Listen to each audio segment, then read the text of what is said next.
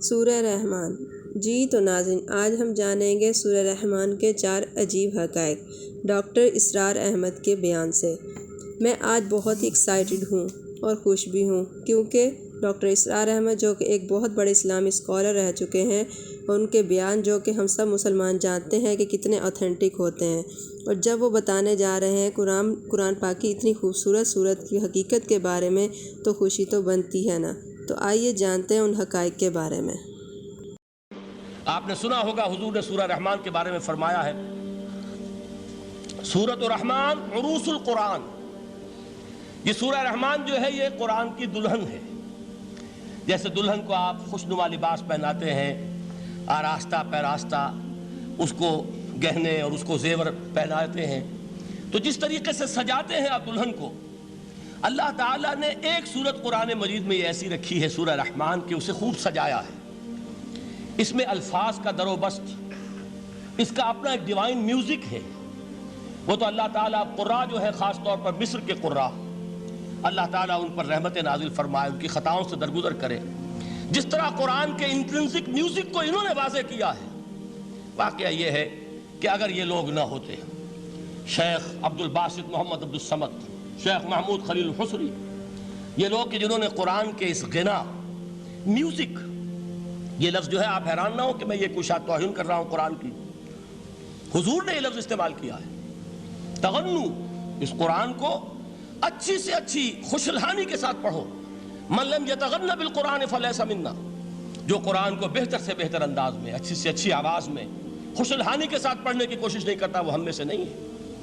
بلکہ ایک مرتبہ حضور رات کے وقت آپ گشت پر تھے اپنے ساتھیوں کے حالات معلوم کرنے کے لیے۔ حضرت ابو موسیٰ اشعری رضی اللہ تعالیٰ عنہ ایک صحابی ہیں، ان کے گھر کے پاس سے گزر ہوا، وہ رات کو تہجد پڑھ رہے تھے، کھڑے ہوئے کیف کے عالم میں قرآن تلاوت کر رہے ہیں۔ حضور کو بہت پسند آئی ان کی قرات، کافی دیر تک وہاں کھڑے سنتے رہے۔ اب انہیں کیا پتا کون سن رہا ہے، بالکل اسی طرح سمجھ لیجئے ایک بات یاد آئی ہے، حضور فرماتے ہیں کہ جس طرح کان لگا کر اللہ قرآن کو سنتا ہے، کسی چیز کو نہیں سنتا۔ ہمیں نظر نہیں آتا نا، ہمیں معلوم نہیں، ہم قرآن پڑھ رہے ہیں تو سننے والا کون ہے؟ سب سے زیادہ کان لگا کر خود اللہ۔ یہاں اس لیے مجھے یاد آیا کہ ابو موسیٰ اشعری کو کیا پتا تھا کہ کون سن رہا ہے؟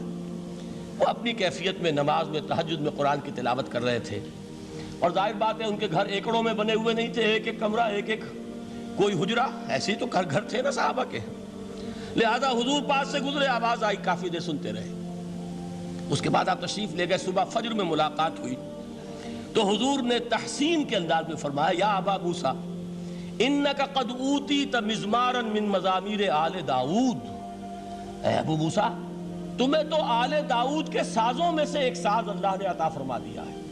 جس طرح حضرت داؤد، لہن داؤدی مشہور ہے کہ جب وہ پچھلے پہر رات کو حمد کے ترانے الاپتے تھے، قرآن میں ہے کہ پرندے شامل ہو جاتے تھے ساتھ، اور پہاڑ وجد میں آتے تھے، پہاڑ بھی ان کے ساتھ شریک ہوتے تھے۔ تو جس طرح کا اللہ نے ان کو لہن عطا فرمایا تھا، حضور نے تحسین کے انداز میں فرمایا ہے، ابو موسیٰ اشعری اللہ نے تمہیں بھی آل داؤد کے سازوں میں سے ایک ساز عطا فرمایا۔ بہرحال قرآن مجید کا جو یہ میوزک ہے، قرآن کے الفاظ کا جو حسن ہے، جہاں تک حسن معنوی ہے وہ تو ہر لفظ میں ہے، لیکن یہ حسن ظاہری، حسن صوتی، حسن لفظی، یہ اپنے کلائمیکس پر آپ کو نظر آئے گا سورہ رحمان میں۔ لیکن قرآن میں یہ سورت اس اعتبار سے بھی ممتاز ہے، اس کی 4 آیات پر ذرا توجہ کریں گے، عجیب حقائق سامنے آئیں گے۔ جہاں یہ قرآن مجید کے حسن صوت اور حسن لفظی کی معراج ہے، وہیں اس کی پہلی 4 آیات میں 4 چوٹی کی چیزوں کا ذکر ہے، سب سے اونچی چیزیں۔ پہلی آیت کیا ہے؟ الرحمن، ایک آیت ہو گئی۔ رحمان کیا ہے؟ اللہ کا نام ہے۔ کبھی آپ نے غور کیا اللہ کے ناموں میں سب سے پیارا نام کون سا ہوگا؟ رحمان۔ کیوں؟ اس کا مادہ کیا ہے؟ رحمت۔ ہمیں سب سے بڑھ کر جس چیز کی ضرورت ہے وہ کیا ہے؟ رحمت خداوندی۔ نام اچھی طرح سن لیجئے اس حضور کے قول کو۔ حضور فرماتے کوئی شخص جنت میں مجرد اپنے عمل کی بنیاد پر داخل نہیں ہو سکے گا جب تک کہ رحمت خداوندی دستگیری نہ کرے۔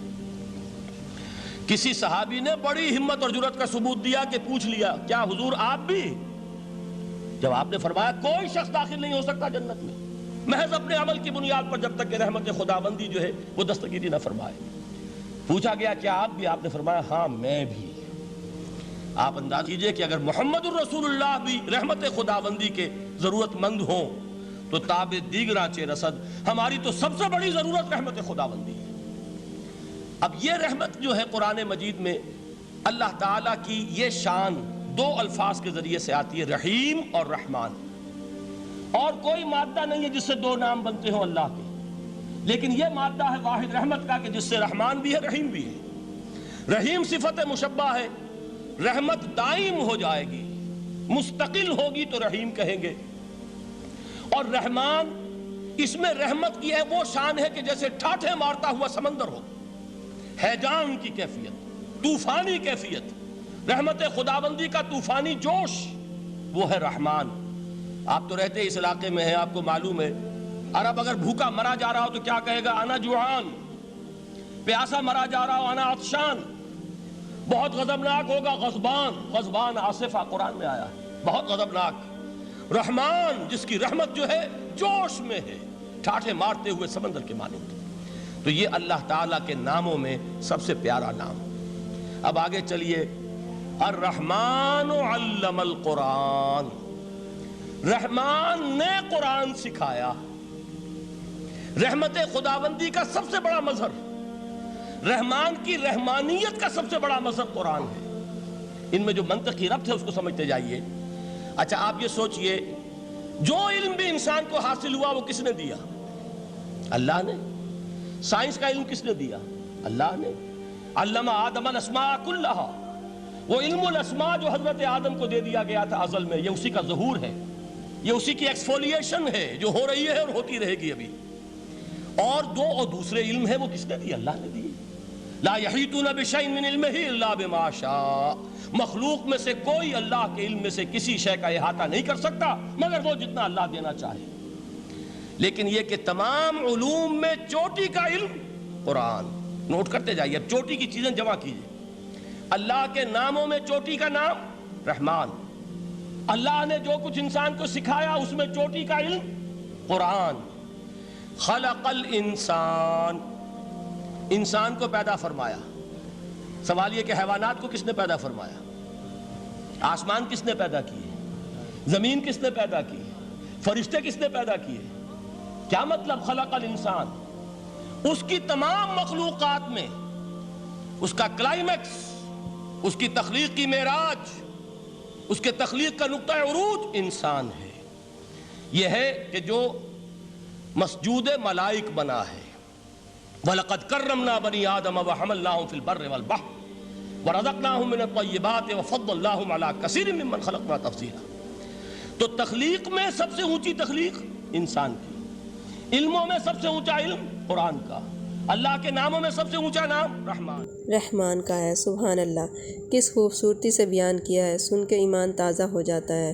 اس رحیم کریم اللہ کی بدولت ہی ہم اس دنیا میں آ سکے ہیں، اور سب سے بڑی بات، ہمیں حضور پاک صلی اللہ علیہ وآلہ وسلم کی امت بنا کر بھیجا گیا ہے، مسلمان گھر میں پیدا کیا ہے۔ اگر زندگی میں سکون پانا چاہتے ہیں تو سورہ رحمان کو ضرور سنا کریں یا تلاوت کیا کریں۔ امید ہے آپ کو یہ ویڈیو پسند آئی ہوگی۔ اللہ حافظ۔